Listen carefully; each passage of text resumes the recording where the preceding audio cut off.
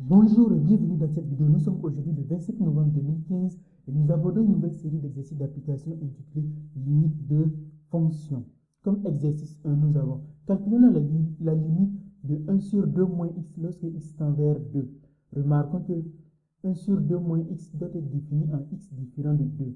Mais ici, on demande de calculer la limite lorsque x tend vers 2, c'est-à-dire que la limite lorsque x tend vers 2 sans jamais toucher 2, parce qu'on ne peut pas diviser cette cette, cette fraction n'est valable que lorsque x est différent de 2. Solution, nous avons. On a la limite lorsque x tend vers 2 de 2 moins x est égal à 0. Donc, pour travailler par inversion, il est nécessaire de connaître le signe de 2 moins x au voisinage de 2. Or, si x est strictement inférieur à 2, vous voyez, on a 2 moins x est strictement supérieur à 0. Donc, la limite lorsque x tend vers 2 avec x strictement inférieur à 2, et 2 moins x est égal à 0 plus, parce que 2 moins x est positif. Et par inversion, la limite lorsque x tend vers 2 avec x strictement inférieur à 2, de 1 sur 2 moins x est égal à plus l'infini. Puis, pour x strictement supérieur à 2, on a 2 moins x est négatif.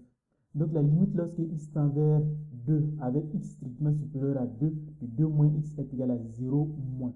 Et donc par inversion, la limite lorsque x tend vers 2 avec x strictement supérieur à 2, de 1 sur 2 moins x est égal à moins l'infini.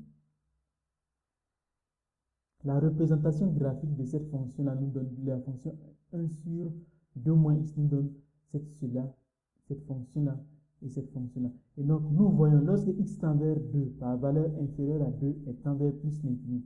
Lorsque x tend vers 2 par valeur supérieure à 2 et tend vers moins l'infini. Ce sont les résultats que nous avons trouvés ici et ici. Merci pour l'attention que vous avez accordée à cette série d'exercices d'application sur les limites de fonction, à savoir l'exercice numéro 1, et à la prochaine pour un nouveau exercice. Merci et à bientôt.